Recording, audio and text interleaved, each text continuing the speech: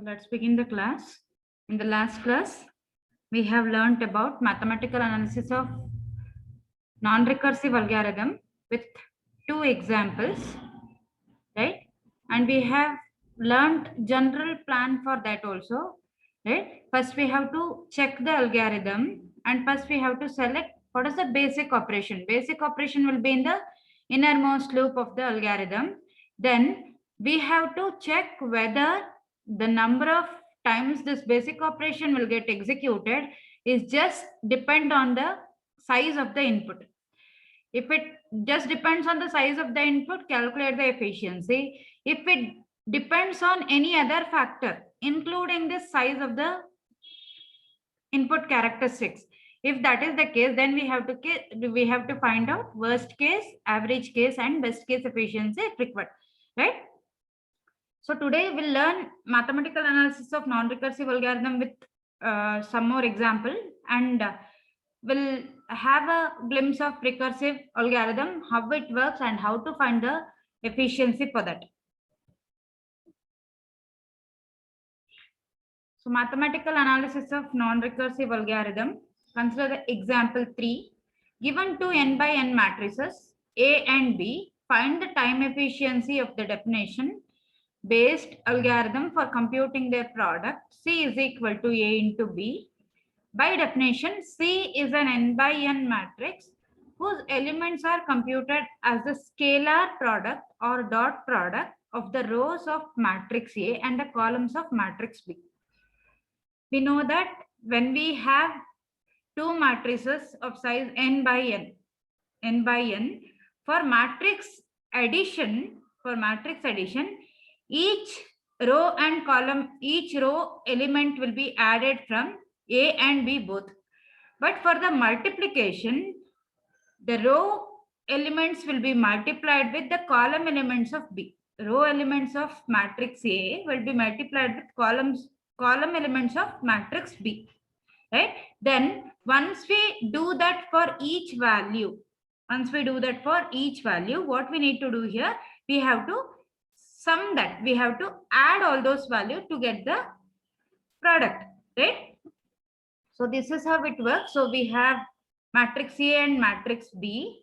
So row I elements will be multiplied with column J elements. That is first element with first element, second element with second element, nth element with nth element. Okay. So if we have consider 5 values are in row I, obviously 5 values are in column J also, right? Because it is n cross n matrix. Okay, it is n cross n matrix. So if 5 values are there in row, then 5 values are there in column also, right? So first element will be multiplied with first element, second element will be multiplied with second element. Like that, all the 5 elements will be multiplied, and then we have to add it. So how it will be done? C of ij is equal to A of I0 into B of 0j plus A of I1, B of 1j, so on up to A of ik plus B of kj plus so on up to A of I comma n minus 1 into B of n minus 1 comma j. This is for every pair.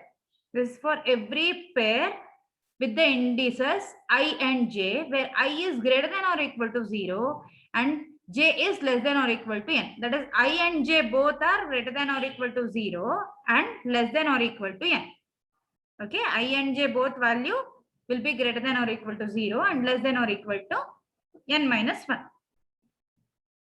So matrix multiplication, A of 0 to n minus 1, 0 to n minus 1.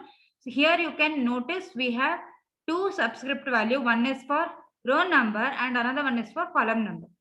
Okay, here it is a square matrix, n cross n matrix. So 0 to n minus 1, 0 to n minus 1. First 0 to n minus 1 is for row numbers and second 0 to n minus 1 is for column numbers. Similarly for B, 0 to n minus 1, 0 to n minus 1. Both are having same order. Okay, so we are passing these two matrices for matrix multiplication algorithm. Then it will, what it does, it will multiply two n by n matrices by the definition based algorithm. What is the definition? Definition we have just discussed, that is row values will be multiplied with column values of B. Row values of A will be multiplied with column values of B. Then input 2n by n matrices A and B. Output is matrix C, A into B. So for I is equal to 0 to n minus 1, do. For j is equal to 0 to n minus 1, do. C of ij is equal to 0. For k is equal to 0 to n minus 1, do. C of ij, we have initialized it to 0.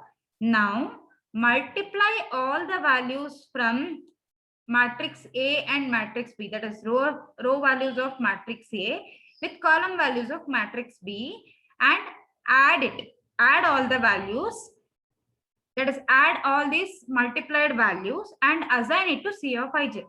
For k is equal to 0 to n minus 1, C of ij is equal to C of ij, that is initially it will be 0, 0 plus A of ik into B of kj. Okay, A of ik, it is ith row and kth column. Ith row and kth column for matrix A. It is row values, all the row values, and B of kj. Here, these are the column values. These are the column values, that is from jth column. K is the row number. Okay, K is the row number, J is the column number. Okay, so here it will be multiplied and each product will be added to C of ij and that will be assigned to C of ij. You know how it works. So I'll not show you how it works, but we'll directly go for the analysis. That is, it is written at the end, you have to return that matrix C, that is the product of A and B. There is just one multiplication executed on each repetition of the algorithm's innermost loop. So here, what we can consider, so you can notice that input size, what is the input size? Input size is n by n matrix. So input size will be n into n. Input size will be n into n. If it is 5, n is equal to 5, then it is 5 into 5. In each array, we have 25 elements. That is, in array A, we have 25 elements. Array B will be having 25 elements. And array C also will have 25 elements after getting the value of scalar product of A and B.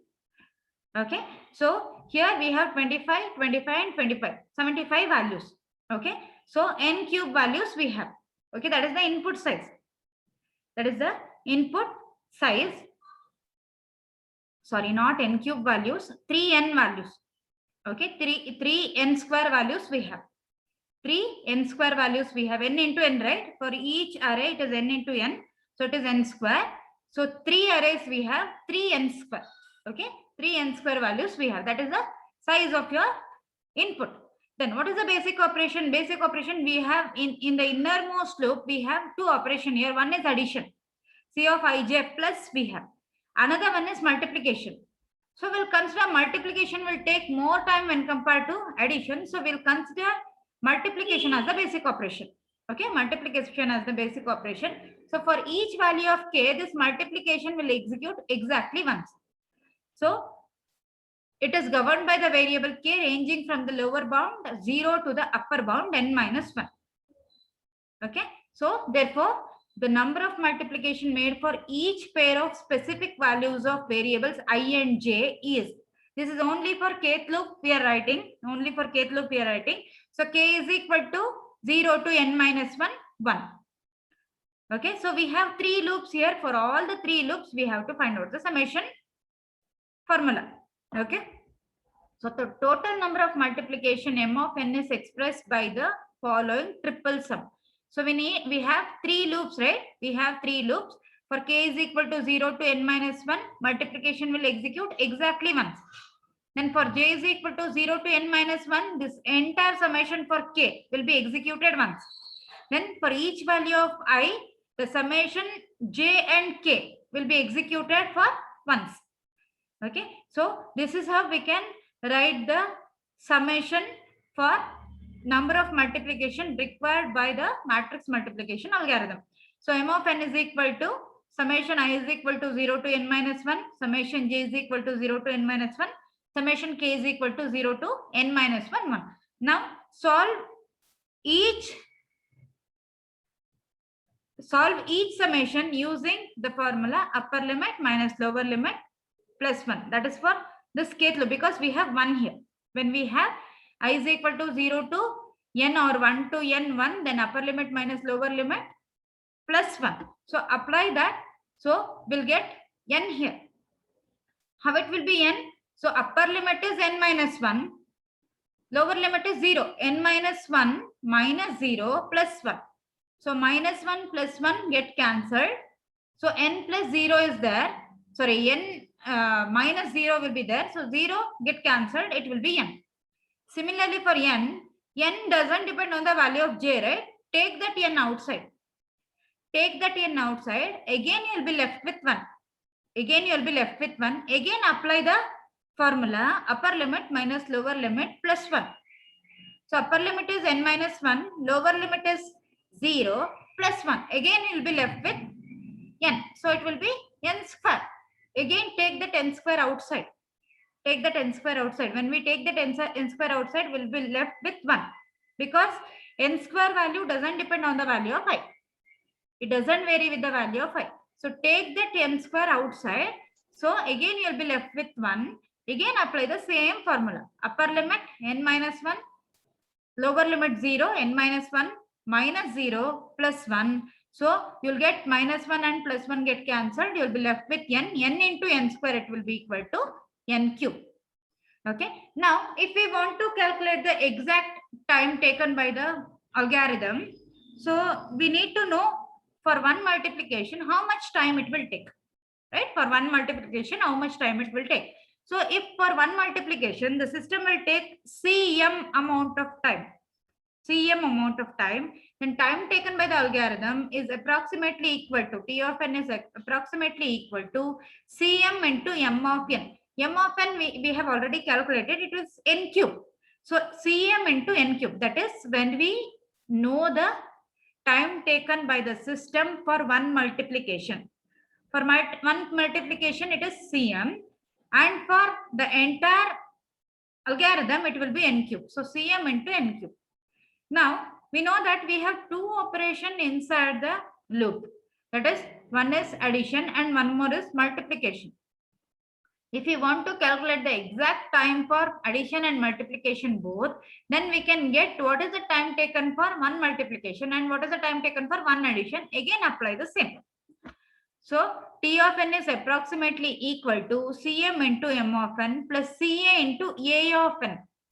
What is A of n? A of n also, if we calculate like this, that is for number of multiplication, whatever we have done, we can do the same thing for A of n because both are in the same loop. Both the operation, multiplication and addition, both are in the same loop. So you can do the same thing. Instead of m of n, you apply A of n. A of n, number of addition. M of n is number of multiplication. Okay, A of n is number of addition. So when you apply the same formula, that is using 3 summation and with 1, so you will get n cube again. So Cm is the time taken for one multiplication, Ca is the time taken for one addition. Then add these two, Cm into n cube plus Ca into n cube, which is equal to Cm plus Ca into n cube. I hope you understood this concept. So that is when we know exactly how much time it will take for multiplication, addition, or any other operation which is required. Okay. So we'll go for the next example. Example 4. The following algorithm finds the number of binary digits in the binary representation of positive decimal number. For example, if you want to specify a number in binary format, for example, 3. 3 will be represented by 1, 1. 1, 1 means 3, right? So 1, 1 means 3. So here, 2 binary numbers, 2 binary digits required to represent 3. So it will return how many digits required to represent a decimal number. For example, if it is 4, it will be 1, 0, 0. 3 digits, right? So 3, it will return it as 3. So we'll discuss with an algorithm. So algorithm binary of n. So input, it's a positive decimal integer of integer n. Output is the number of binary digits in n's binary representation. So count is equal to 1. This is the initial value for the count. Then while n is greater than 1, until the value of n is greater than 1, continue executing the statements within the while loop. So within the while loop, we have count is equal to count plus 1 and n is equal to floor function of n divided by 2. I hope you know the floor and ceiling functions. Floor function means when we get the decimal point, fractional point, then we have to get the whole number which is on the left side. That is, for example, 2.3. If it is 2.3, instead of 2.3, we are going to consider it as 2. Okay. Ceiling function means if it is 2.3, we are going to consider the next whole number. We are not going to consider 2. We are going to consider 3, number 3. Next whole number. Okay. If it is, for example, 2.7, we are getting 2.7. Floor function means you'll get the previous number, that is 2. For 2.7, if it is ceiling function, you have to consider the next number, that is 3. Okay. That is in between 2 and 3, we have all these fractions, right? 2.1, 2.2, 2.3, so on up to 2.9, then we will get the number 3. So if it is floor function, take the previous whole number. If it is ceiling function, take the next whole number. Okay, I hope you are getting. So here we are using floor function, so you have to consider the previous whole number we have to consider, and that will be assigned to n. Then return the count at the end. So we'll see how it works. So consider n is equal to 5. Then initial value of count is equal to 1. Then while n is greater than 1, 5 is greater than 1, condition is true. Right? 5 is greater than 1, condition is true. So count will be incremented from 1 to 2. So count is equal to 2 and apply floor function for n. Divide it by 2, divide it with 2, then apply the floor function. So n is equal to 5 divided by 2. 5 divided by 2, you will get 2.5. So consider the previous whole number, which is equal to 2. Okay, so now n value is equal to 2. Again, while loop condition, we are going to check 2 is greater than 1. Condition is true. So again, count will be incremented to 3. Then n is equal to 2 divided by 2, which is equal to 1. So again, check with the while loop condition. While 1 is greater than 1, condition is false now. 1 is not greater than 1, it is equal to 1. Right? So 1 greater than 1, condition will be false. It will come out of the loop and we have a return statement, return count, which will return 3. How you represent 5 in binary number? It will be 101. 101 means 3 digits there. So it is returning the value 3. Okay, I hope you understood the concept. So your algorithm binary of n, it will return the number of binary digits that is required to represent n in binary. Okay. So 5 in binary is 101, 3 digits. Okay, I hope you understood. Okay, we'll analyze this. Since the value of n is about half, half means every time the value of n is getting divided by 2. Okay, it is getting divided by 2. I told you if the efficiency of your algorithm, if it is logarithmic, then your input will be getting divided by some fraction. So here, what is that fraction? It will be 2. That is divided by 2 every time. Every time your input is getting divided by 2 and it is getting half of it. Right? So on each repetition of the loop, the answer should be about log n to the base 2. Your efficiency should be about log n to the base 2 because it is logarithmic. Every time fraction of the input is getting reduced.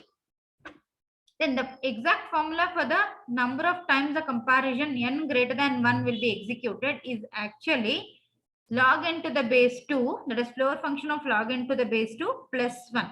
That is the number of bits in the binary representation of n.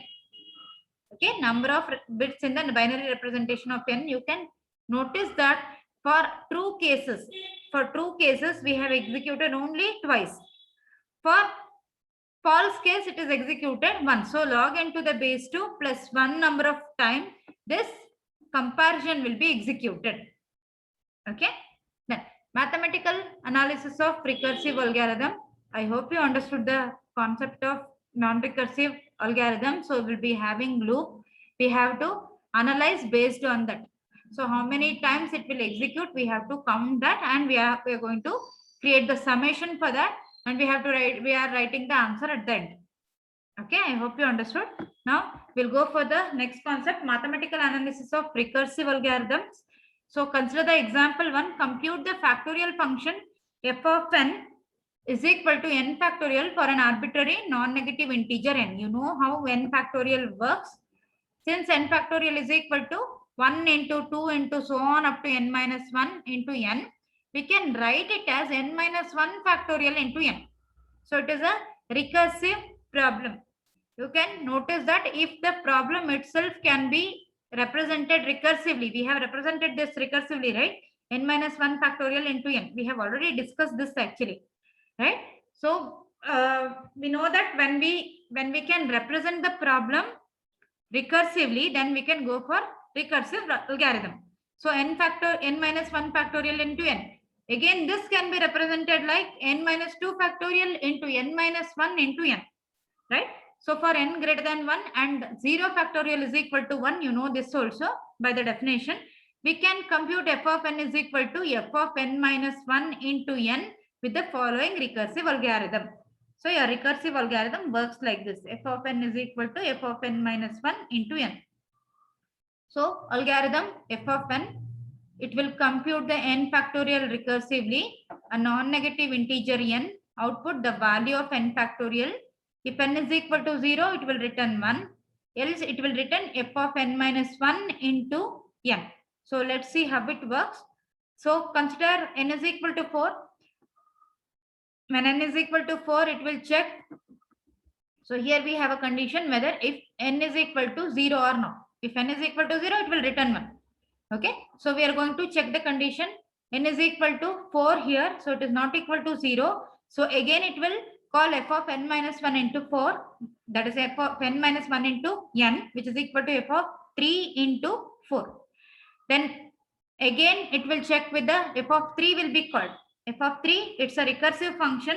When f of 3 is called, n will be equal to 3. It is not equal to 0. So call the function again. F of 3 minus 1 into 3. That is f of 2 into 3. Again for f of 2, n is equal to 2. It is not equal to 0. So f of 2 minus 1. That is f of 1 into 2. Then when n is equal to 1, again it is not equal to 0. So f of n minus 1, 1 minus 1, which is equal to 0, f of 0 into 1. Then now when f of 0 is called, n is equal to 0. So it will return 1. Where it will return?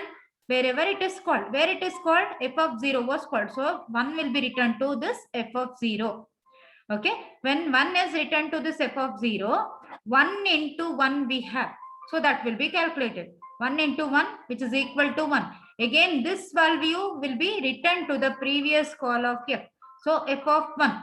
So f of 1 will get the value 1. Now it will calculate 1 into 2. 1 into 2 is equal to 2. Then we have 2 here. This 2 will be returned to f of 2. So 2 into 3, which is equal to 6. The 6 will be returned to f of 3. So here we have 6 into 4, which is equal to 24. This will be returned to the actual call and the answer is 24. So when we get this 24, it will be returned to the actual call from the main function. Okay. So this is how it works. Then here multiplication is the basic operation for the algorithm. We know that in factorial function, factorial algorithm, we have the multiplication algorithm. Multiplication as the basic operation. The number of multiplication m of n needed to compute it must satisfy the equality m of n is equal to m of n minus 1 plus 1. M of n minus 1 is to compute f of n minus 1 plus 1 to multiply this f of n minus 1 with n. Okay. F of n minus 1 into n we have, right? F of n minus 1 into n we have in the algorithm. So m of n minus 1 is for f of n minus 1. That is for all the recursive calls. Okay. And 1 is for multiplying this f of n minus 1 value with n at the end.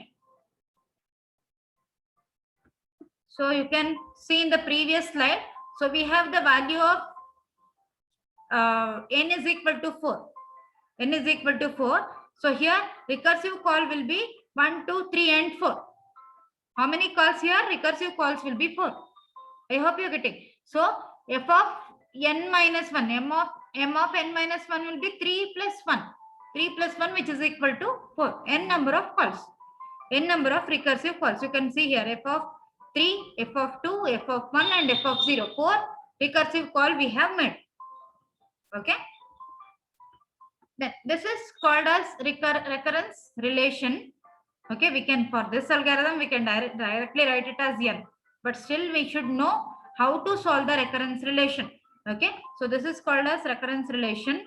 We need an initial condition which is used to terminate the recursion. We need one initial condition that will be in the if statement of the algorithm. So that is m of 0 is equal to 0. That is when n is equal to 0. 0 number of multiplication will be executed. Okay, when n is equal to 0, there are no multiplication will be done. So 0 number of multiplication. So this is the initial condition. So using backward substitution method, we can solve the recurrence relation. Okay. So here m of 0 is equal to 0. This first 0 is for recursive call stops when n is equal to 0. Okay. When n is equal to 0, recursive call stops. Okay. And equal to 0, it is the number of multiplication when n is equal to 0. Number of multiplication when n is equal to 0 is 0 because no multiplication will be done. Okay. Then let us solve this. M of n is equal to m of n minus 1 plus 1 for n greater than 0 and m of 0 is equal to 0 is the initial condition. Okay. M of 0 is equal to 0. Then m of n is equal to m of n minus 1. Now let us use the backward substitution method. What is backward substitution method? In m of n, we have m of n minus 1 plus 1. For m of n minus 1, I can write it as m of n minus 2 plus 1. So substitute m of n minus 2 plus 1 in place of m of n minus 1. That's why I have changed the color of that m of n minus 1. Plus 1 will not be changed. Plus 1 will be as it is. Okay, only in place of m of n minus 1, you put m of n minus 2 plus 1 and keep that plus 1 as it is. Okay, keep the previous plus 1 as it is. So we'll be having m of n minus 2 plus 2. Again, in place of m of n minus 2, you put m of n minus 3 plus 1. So we'll get m of n minus 3 plus 1 plus 2 from the previous call, which is equal to m of n minus 3 plus 3. So in general, for I number of executions, we have m of n is equal to m of n minus I plus I. So substitute I is equal to n to get the initial condition. We need to get the initial condition, right? So if I put I is equal to n, I'll get n minus n. Okay, I'll get n minus n is equal to 0, I'll get m of 0. So put I is equal to n in the previous equation. So m of n is equal to m of n minus n plus n, which is equal to m of 0 plus n. What is m of 0? It is 0. That is the initial condition. Plus n, which is equal to n. So n number of times this recursive calls will be executed. Okay. If you have any doubts, you can ask me.